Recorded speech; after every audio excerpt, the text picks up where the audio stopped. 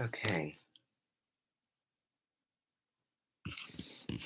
so today I want to talk about a very important topic in all, well, a lot of spirituality, a lot of general spirituality, and that is intuition. Intuition, known as the deep inner knowing, is that feeling that we get, that small feeling that we get that tells us, should I do this? Should I go in this direction? Should I not go into this park or this um, restaurant or something? Just gives you a feeling of right or wrong. And sometimes, well, a lot of us don't listen to it. We go up to our head and our intellect and our ego selves, and we decide in that sort of way. Um, whereas there's so many more possibilities with intuition, and it really feels internally um, right or wrong. Um, so there's many ways um, to think about that, but they say trust your intuition or trust your gut. I've got a feeling. Don't like um, go on that feeling, act on that feeling. So it says for intuition that it is a form of knowledge that appears in consciousness without obvious deliberation. It is not magical, but rather is a faculty in which hunches are generated by the unconscious mind, rapidly sifting through past experiences and cumulative knowledge. So, if someone were to say, I've got a hunch on something, um, I have a hunch, then that's probably, a certain feeling that they have um, about this thing. Um, and,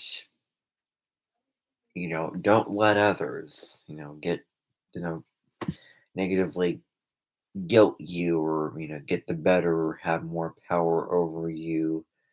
Um, and, make those decisions when it's not right, doesn't feel right to um, go to the beach and have a party that night. It does not feel right to sign the contract for a position in being an accountant. Um, you know, it's not right to assist this person out or hire them or um, whatever it may be. So it's not, it doesn't look at the intellect. Okay. So often referred to as gut feelings, intuition tends to arise holistically and quickly without awareness of the underlying mental processes of information. Scientists have repeatedly demonstrated how information can register on the brain without conscious awareness and positively influence decision making and other behavior. So, those gut feelings. Where does intuition stem from? Now, psychologists believe intuition relies on power of pattern matching.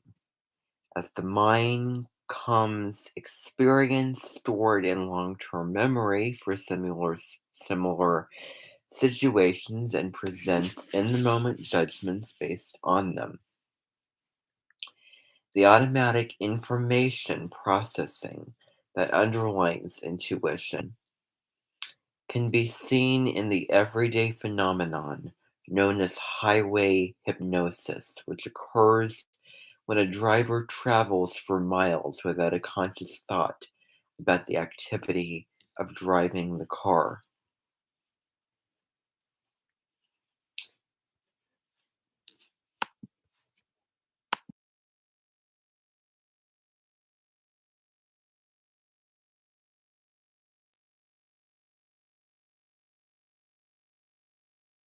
So it's in the unconscious mind. So is intuition the same as gut feelings? Intuition is often referred to as gut feelings, as they seem to rise fully formed from some deep part in us, or part of us. In fact, they are the product of brain processing that automatically compares swiftly perceived elements of a current experience with past experience and knowledge, and they are delivered to awareness with considerable emotional certainty. So then, how are gut feelings related to first impressions? Intuition, like first impressions, senses the brain's need to predict and prepare for what will happen next. So it's something that you feel sends your brain. First impressions are rapid, holistic assessments of people based on subtle um, perpetual cues and judgment of intent to help or harm. Both rely on automatic processes, and as rapid evolution systems, both are subject to error, especially from biases we hold.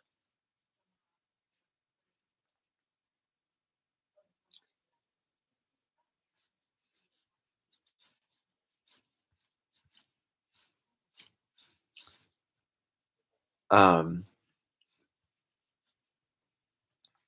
so then it says, our gut feelings are often correct, but we tend to attach a certainty to them that we do not want, that do not always merit. They do tend to be more accurate in some domains of experience than others, such as the formation of first impressions. Intuition is often valuable in detecting deception and other forms of danger and in detecting sexual orientation. So sometimes you feel it more than other times.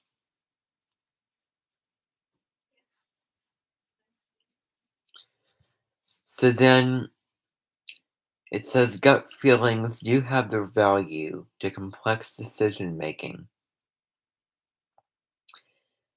Um, Even after people, okay. So, people typically ought cite rational seeming criteria to their actions and do not disclose the um,